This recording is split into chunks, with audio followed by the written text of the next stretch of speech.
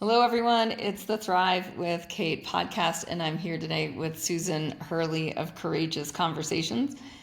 She has courageousconversation.substack.com and is exploring a lot of writing around moral code lately. So we're going to dive in. So Susan's background is she's a longtime advocate for collapse awareness.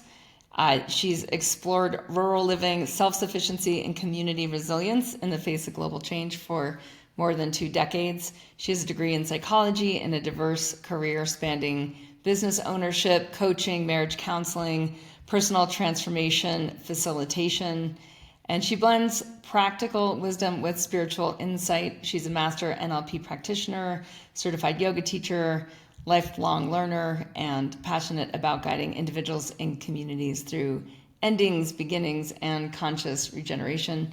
So we thought we might dive in a bit around what's happening with humans and morality as we're moving into this AI era. So Susan, welcome to the podcast.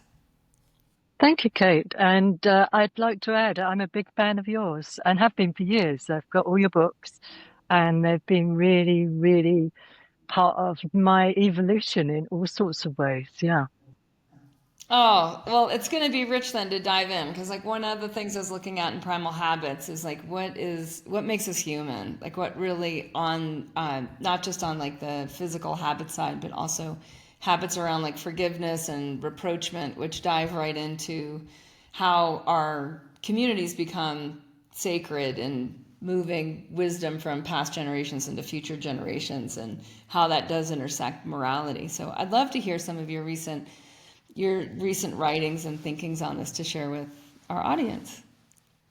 It's such a big question, but it's so relevant and so timely. I think it's the number one thing that we have to all be conscious of. And part of that inner work is about our own values and beliefs and how we demonstrate that in our behaviors. Because currently I feel we're under assault. Dr. Gabor Mate says that we're under moral trauma, watching genocide, seeing the violence increase, the authoritarianism. And in the UK, I mean, we've got old people being arrested for carrying a bit of cardboard with a few words written on them. And far right marches going on where people are destroying people's gardens and all sorts of bad behavior, and nothing is done about it. So we've got this contradiction, and I feel that that's a dissonance because even if we have a strong moral code ourselves, we're looking at what's actually going on in the outside world and feeling in conflict with that. So I think it's such an important area for us to look at. Crushing work goals, but your body's tapped. Building wealth, but scattered. Practicing wellness, but can't integrate it with your ambition. That's fragmented success. The Sacred Ambition Assessment maps your 5 elements: space, the environment that automates your vision; earth, body wisdom that fuels brain power; fire, purpose that leads to bigger outcomes; air, time mastery aligned to values and purpose; water, flow, and intuitive decision making that drive growth. Most women over index in 1 to 2, and the rest cultivate invisible drag. In 2 minutes, you'll see your signature, your constraint, and your highest leverage next move. Thousands of used it to turn hustle into integrated momentum. Take the Sacred Ambition Assessment, clubthrive.global/ambition. After you finish, you'll in 2 minutes be able to schedule a session with me, and we'll go over your next big moves with your sacred ambition. 2 minutes to clarity, years of compounding results. Yeah, and so and I'm curious because you have this inner work, spiritual work, and also the NLP side. So like what's happening physiologically when we're in this dissonance, when we're in like moral dissonance with our own, like with that which drove morality. Like we see morality in every culture, right? Like it shows up, it's not particular to a religion, it's not particular to a time or a place. It's like it's specific to humanity. And so what happens as that breaks down? I think it's morality and having sort of codes. are how we worked together collectively. I mean, that's how the ancients organized themselves, our ancestors. And we know it from looking at past history. I mean, from going from tribal to more of a collective, more of a community. I mean, on the Temple of Delphi is know thyself. And Shakespeare, writing in his own sort of troubled time of pestilence and religious persecution, wrote, "To thy own self be true." This whole idea of having your own inner moral code. And obviously, there are lots of Greek and Stoic and Roman philosophers that wrote about this. And these weren't just empty theories, they were guidelines about how we get on with each other, because our societies and our cultures work on trust. So, an instinctual pattern for us is to look after our young, to care, and to not kill each other. And that has now been broken down. And I think this is causing mass fear, uncertainty, and even psychosis. I really think the young, particularly, or maybe the old as well, are particularly fearful because the old rules have gone and we don't know what the new rules are anymore.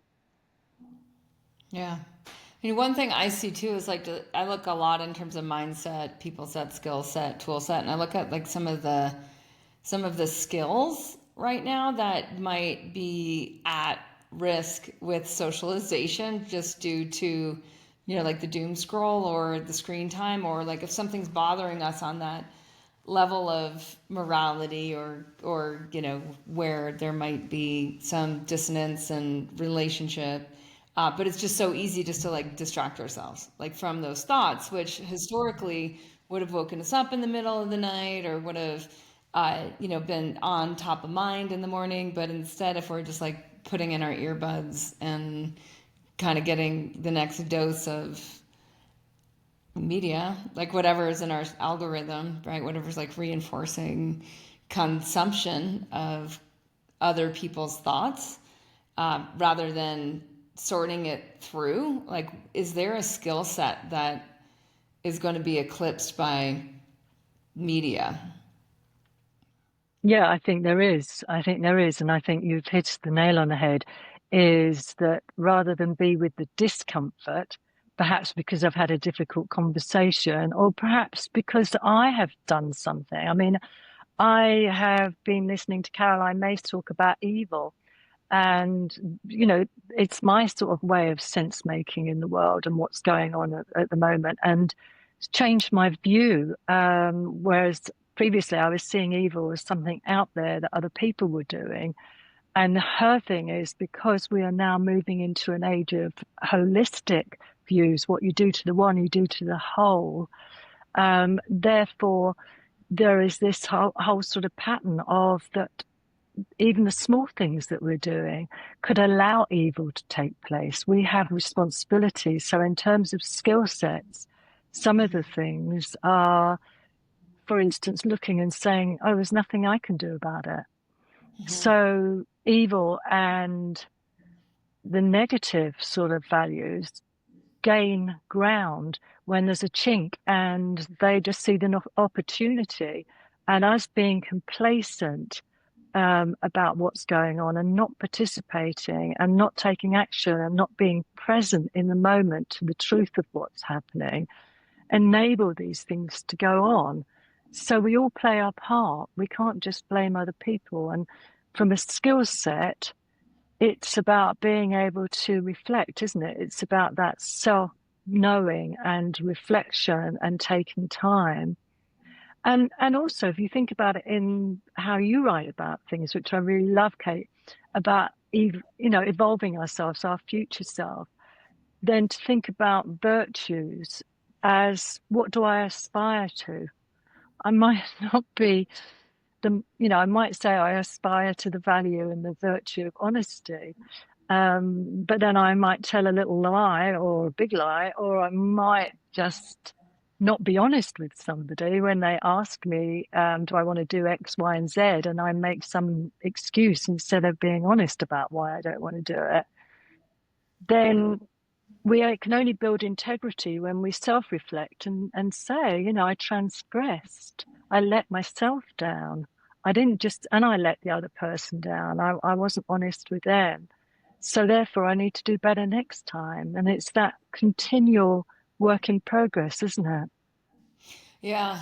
Yeah, I like to, call it a do-over, like asking for a do-over, like, hey, let me try that again, And and part of it is like just to reroute like the neuroplasticity, to rewrite the memory, to like have the next platform to move from so that I'm not in a, I wish I'd done that differently. It's like, well, let me just do it over. Like, let me just do it over with myself. Let me just do it over with you. Like, and what I found is normalizing that in our family, so it's like model the way, right? For those of us who wish other people would do things, it's like, how do we model the way? Like a little more deliberately, or in a way that doesn't require any kind of interpretation.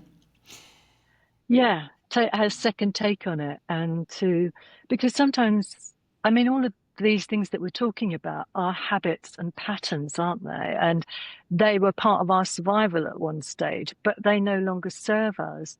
And the world needs us to show up, to be authentic, to be honest and truthful.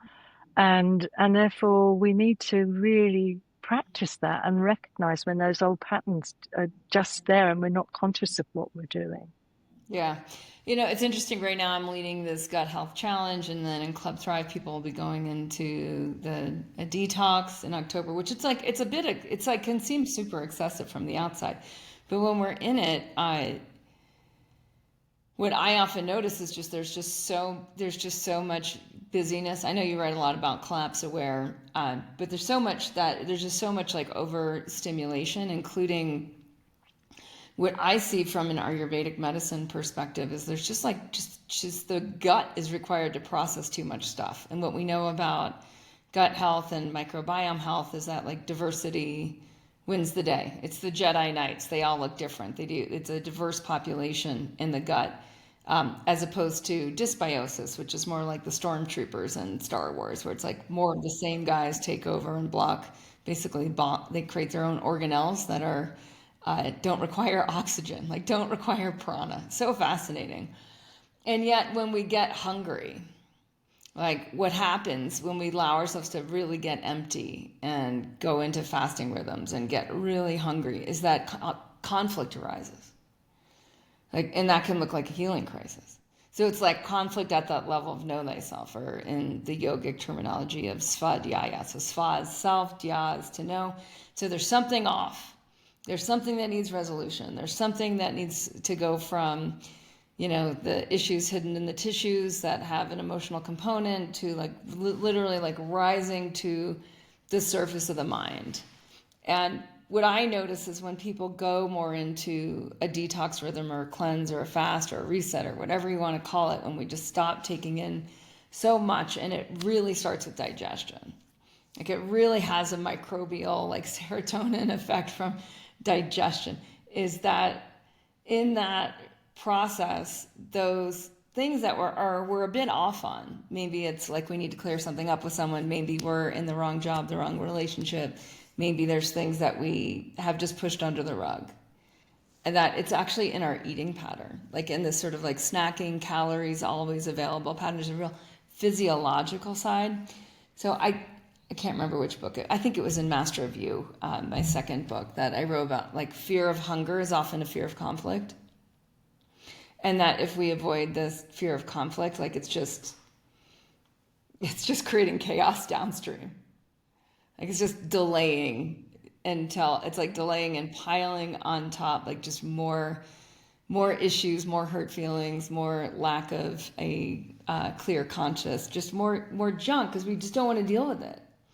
And I've seen this so often in coaching because I've had the opportunity and the privilege of coaching a lot of people in the last few decades, and just being able to work with people at mostly women, mostly ambitious women, who, they're doing a lot. Like they often are working, and they often are parenting, and they're often a partner, and then they often have a spiritual life with themselves and the divine. And so like there's a lot going on, like not to mention like aging parents and pets and gardening, like all the things, community service, right? That there's a lot. And then because food's always available, it's easy for these like a lot patterns to just pile up into becoming overwhelmed or burnt out or collapsing, right? And then it's this, when we decrease the amount of food, like just the decrease the amount of food, it starts to shift the microbiome. The microbiome starts to, I mean, it'll go through some, depending, some die off, right? As the dysbiotic microbes die off. And then as the eubiotic microbes get a chance to regenerate, as the person might go through healing crises with that, which is why it's so important to do it in a supportive environment, that like someone who knows what you're doing and how to do it. But then in this process, we often crave silence, especially the more we do it.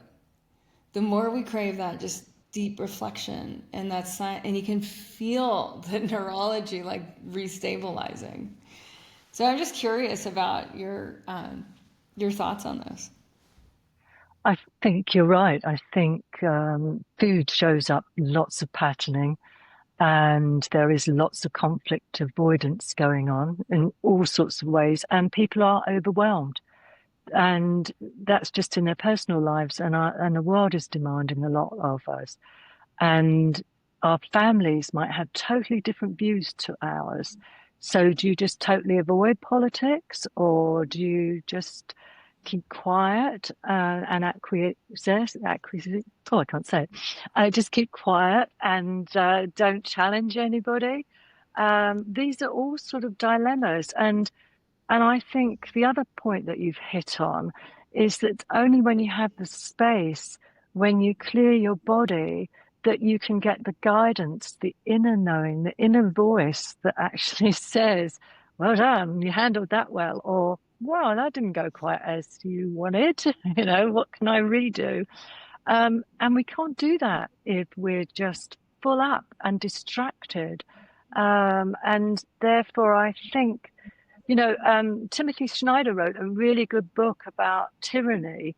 And he says that, I think it's called 12 Lessons or 20 Lessons in Tyranny. And he says the first lesson in enabling tyranny to take place is to comply before being asked. So many people, and we've seen this with other things that have gone on, where people are already complying to things that aren't rules, aren't laws, aren't necessary, aren't healthy, but they've been told that that's what they have to do. And so I think it's very easy, if we don't take care of ourselves and create that space and think about times are tough, how do we want to be? What sort of person do I want to be in this situation? And if you look at it in NLP terms, they have a model which sort of says that you start with the sort of spiritual aspect, and next comes identity, which is what sort of person am I, or how do I want to evolve? And I'm really clear about, and you're really good at that, about getting clear about who I am, who I'm going to be in an emergency or in a difficult situation, how I'm going to relate to others, what I can actually contribute. And then the next level is your beliefs and values. So what do you hold absolutely sacrosanct? And to be really clear about your red line, what will I absolutely non-negotiable not do? And, if I comply, can I accept that in myself, that I'm doing it for a good reason? Or am I resisting, or, doing various things that I want to change how the world is, because it fits better with my beliefs and values? Because I really believe it's better to put our energies into the new world that's emerging rather than resisting the old world. But we have to have those values clear. We have to have models of what we want to put in place. Otherwise, it's just a void, and that will always be filled. So after beliefs and values comes capabilities. So what skills? As you said, have a sort of set of ways in which I can reframe a situation, or ask, or run it through myself in terms of what can I learn? What can I do differently next time? So I'm always building my capacity. my ability to be able to be more capable, more resilient, have more options, make more choices, be discerning. I think that's the real importance about values and virtues is that we can choose, we have agency. And that agency will be demonstrated in the next level, which is our behaviors. People will only know us by what we do, what we say. And one of the things I like about the NLP model is they talk about behavioral equivalences. So if I say I've got a value of honesty, and I'm using that one again, and I'm in my marriage or in a close relationship, then I will always be honest. I will, and I will build trust. I will be loyal to you. I won't speak badly of you behind your back. These are the things that I will demonstrate that I have this value, and I value and I treasure you and offer that. And if people don't discuss it, they don't know what it is. I always remember an example of like a guy who used to come home on a Friday night with a bunch of flowers that he sort of held on the train, and he'd give it to his wife, and she wasn't very impressed. And that was his way of like behavioral way of showing he loved her. But in her book, that didn't mean anything. That wasn't a sign of love. Him cooking her dinner would have been something that she would have really valued. So I'm sure you do this, but with your families, is talking about, well, what are the things that I value, and how do I show them, and how can you show them to me? Yeah, definitely. I mean, it's interesting, like the five love languages, right? And which is such a great, if anyone hasn't taken that quiz with their family, like it's such a good starting point of, because like, for example, my mom values acts of service and I like gifts, you know? Yeah, yeah. Yeah, I'm gifts. I'm like totally material.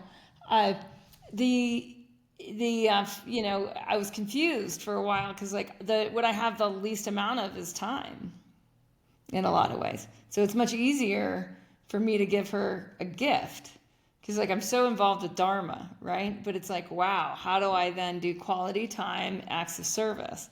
And acts of service is the hardest one for me with her in particular. So it's like, I know I can do quality time. Like that's my negotiation, right? It's like, I can do that. And then I won't confuse that she doesn't value gifts. Like she just like that's not her way of receiving value from me. And that So it's like, interesting. isn't it? Right? Yeah, yeah. Same values, same values. We Same think we're on the same track, and yet we've got Yeah. totally different ways of expressing them or and needing them back. Yeah. Yeah. Yeah. So let's talk a little bit about like what's happening with legacy media versus independent media, which I know like even these words are super loaded, and I don't really want to go too much into defining terms, uh, even though maybe we should. But like that whole like conflict at the dinner table that happened to me last night. So it's quite fresh, where it's like, okay, there's like when we're in the gut health challenge, so it's good because I drop calories, which always like increases my ability to be more in the what in yoga philosophy is the back body, like more in like the witness consciousness of like witnessing the situation rather than just being like my normal, very engaged, not really thinking twice before I speak self. And like what was occurring to me, it was so clear to me that like just basically our media sources were completely different, like saying completely different things about the same situation. And so there was a lot of like I would say like confirmation bias happening with like people that were in this legacy. Like there was a very clear legacy media group that had been watching, media from legacy type channels, the traditional channels, and we're very passionate about a certain situation. And my husband and I mostly consume independent media, and so it was just interesting. So I didn't say anything, and I was like kind of like eyeing him to like not say anything, just because it was like no one was really going to have there's not curiosity present. So I'm like, well, if curiosity is not present, like there's not really use in discussion, in my opinion. Like there has to be some. I find this in coaching all the time. right? If someone's not actually curious about insight, like there's no use in coaching. Like they need something else. Like they might just need to be heard. And that's it. Like, and that's like, I love in, we use a lot of liberating structures, and there's heard, seen, respected, which was really helpful for me to learn because I'm such a natural coach. I was trained to give advice, like as an Ayurvedic practitioner. Like I was trained as a yoga therapist to give people advice, and so like heard, seen, respected. It took me a long time, and it came up last night at just like, oh right, just like hear, see, respect, and because that's all there's room for. Like there's no room for inquiry in this situation. And so when there's no room for inquiry for me, I can just shift my conscious into witness consciousness, still be curious, still learn, right? But not necessarily just throw like oil on fires. So I'm curious about what you, like, what are other, like, what else, what do you have to say about that? Or like, what are other approaches when, rather than just being dismissive, which I feel like can be confused for witness consciousness, but like rather than just being dismissive or just shutting down or collapsing in the situation, like what else is going on here? I can really relate to that. I mean, my pattern would be just to try and tell them how they've got to really think about it and how they should be reading the alternative and not listening to me. So I have learned that that really doesn't work. And interestingly, I had a really good conversation on Sunday afternoon with people who had very different views to me and listened to all the legacy media, totally different views about situations that are going on in geopolitics. And we actually managed to have a good conversation. And we all said afterwards how wonderful it was that we'd actually talked. And a couple of things for me is I recognize my own pattern that I get passionate and upset when people are dismissive of what I think is immorally wrong and actually is so serious it's actually threatening the future of our species. So it's not something I take lightly about what's going on in the world and the leadership and all those sort of things that are happening. So I know my old patterns. So I sit and breathe. And as you say, witness. But for me, it's about listening and to be respectful. And I have a little voice that crops up sometimes and it goes, God, you're naive. And I have to sort of like, okay, park that. They are doing what they can and what's really good. And so I kept saying reinforcing statements about how good it was that we were keeping informed, that we had these views, but we were curious and we were interested. So I did that as a way of monitoring myself as well as keeping the temperature of the group good, because it was a group of friends. And I thought this is a rare occurrence that we're actually talking about geopolitics. You know, so many people just talk about restaurants or holidays or those sort of, and keep it safe. As you said earlier, Kate, nobody wants to go into conflict. So the fact that we were, I wanted to respect that and also keep acknowledging it, to keep it going. And towards the end, I asked a question, which was, with all these things going on in the world, how are you personally dealing with it? How are you managing it?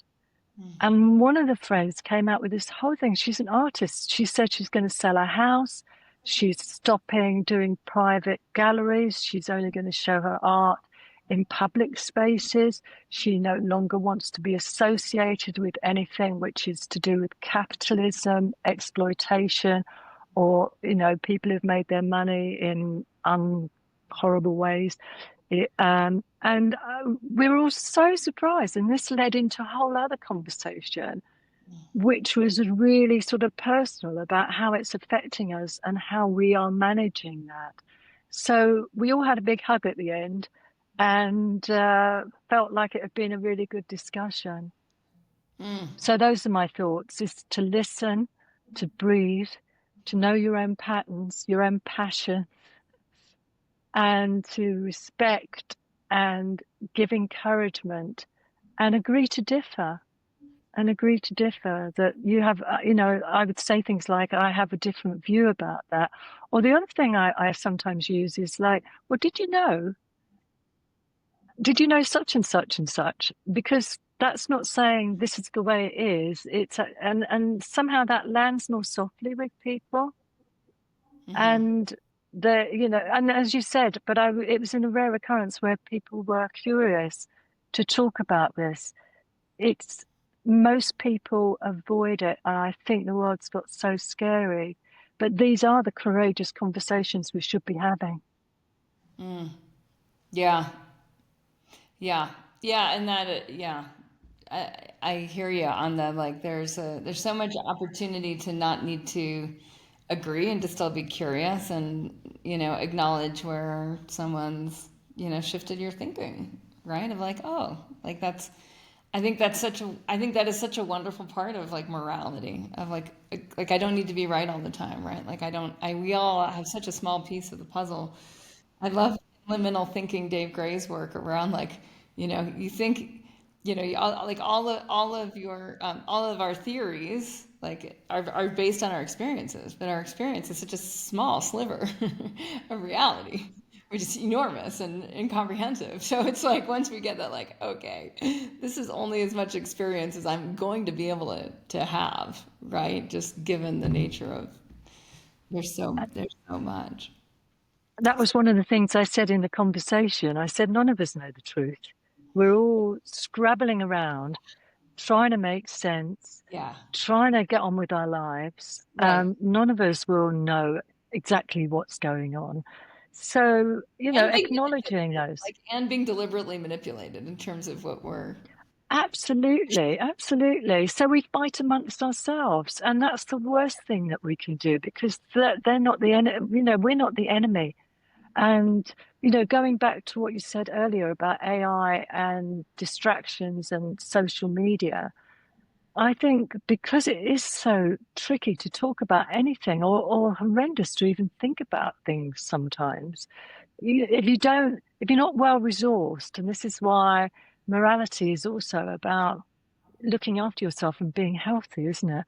Because if you're feeling vulnerable, under the weather, not well, it's even more difficult to deal with these big moral questions. Right. And for a lot of people who don't have that modeling, as you were saying that you do, and showing, then they don't know how to handle it.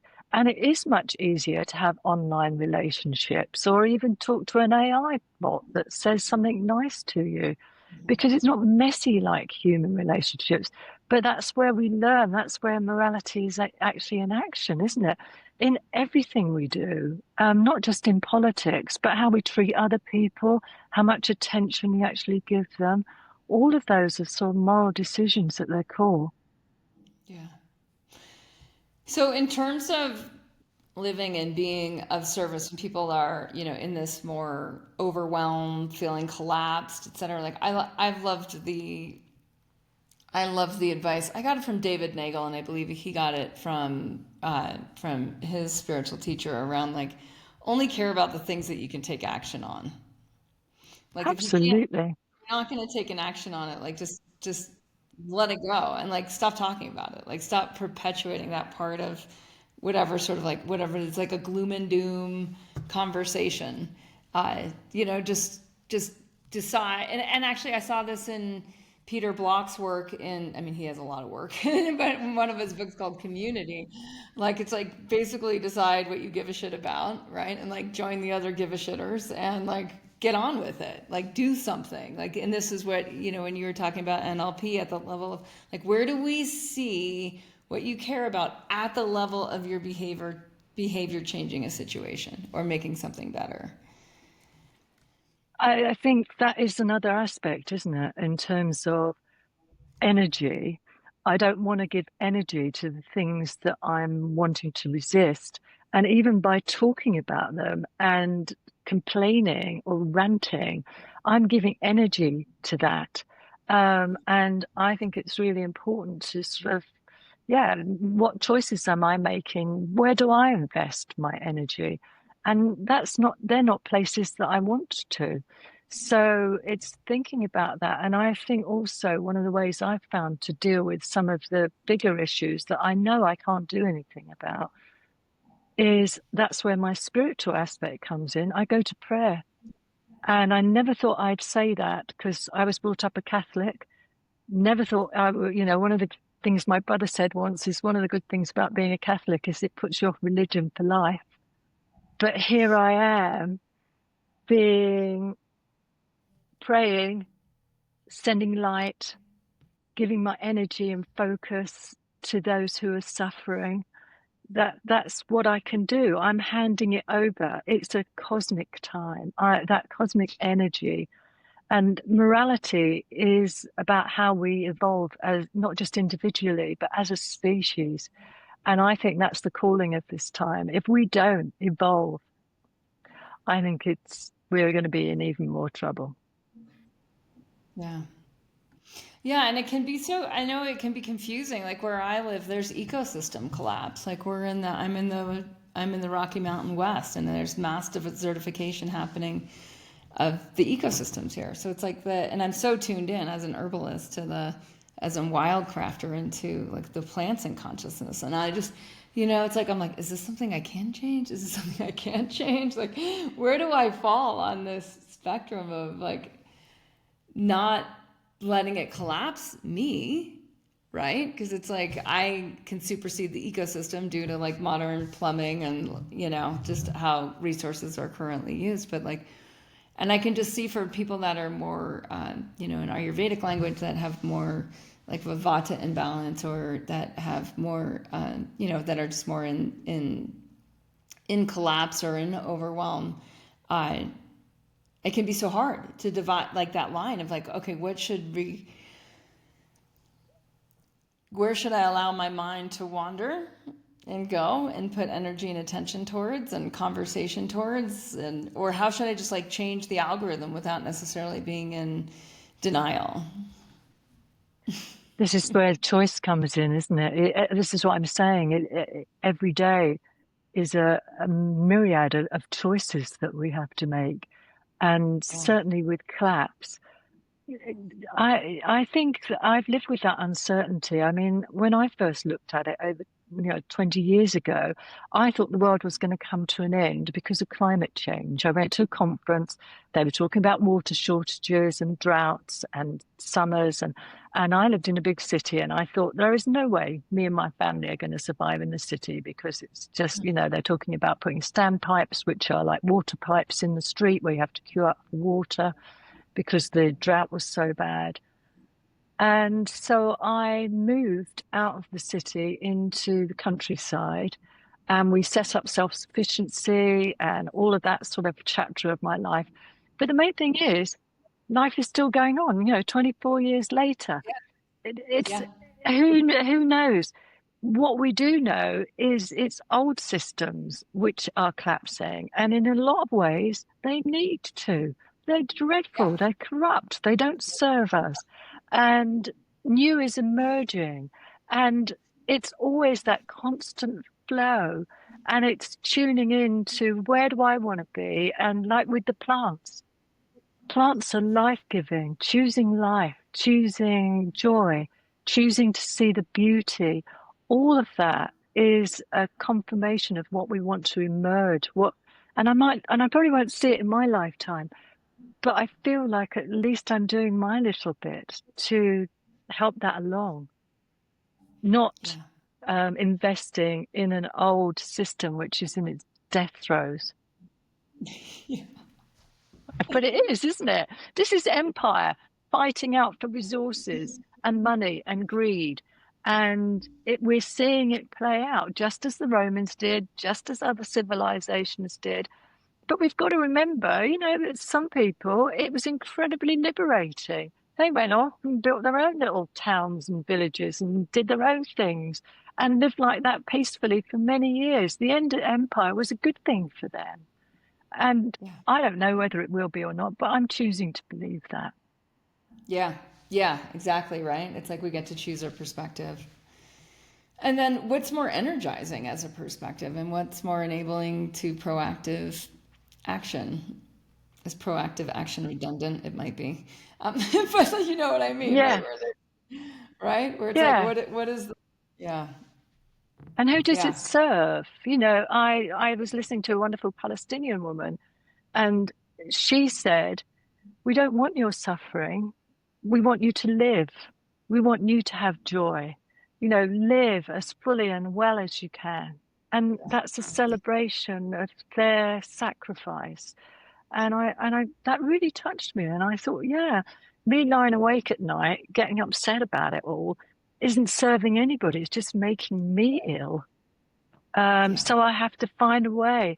And I think going back to what we started with almost is that's the dissonance is how can I live my privileged life knowing that there are other people who are suffering tremendously, and yet I have to hold that and I have to use my energies to create the world that I want to have rather than sinking in and falling prey to the world that I don't want.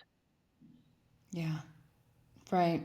So, any closing tips on helping people presence the courageous conversations that they may need to have next?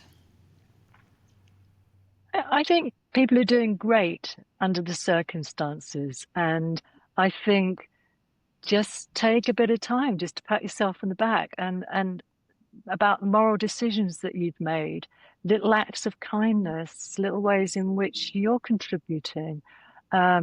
Picture a song, smiling at a stranger, to me are all resistance. They're all about the emerging world. And just really get familiar with and learn about what things are important to you and think about that next stage, as you like to say, Kate, as like, who do I want to evolve into? Who am I going to be when it gets trickier? What sort of person am I going to be? And to practice that now. Get ready. You might never need it, but it won't be wasted. Yeah. Amen. I love it. This has been super fun, Susan Harley. Thank you so much for the conversation today. Everyone, this has been Susan Harley, courageousconversations.substack.com. I look forward to more conversations, Susan. Thanks for being super helpful to our listeners. Thank you, Kate. It's been a pleasure as always. I've really enjoyed it and I wish everybody well. Take care.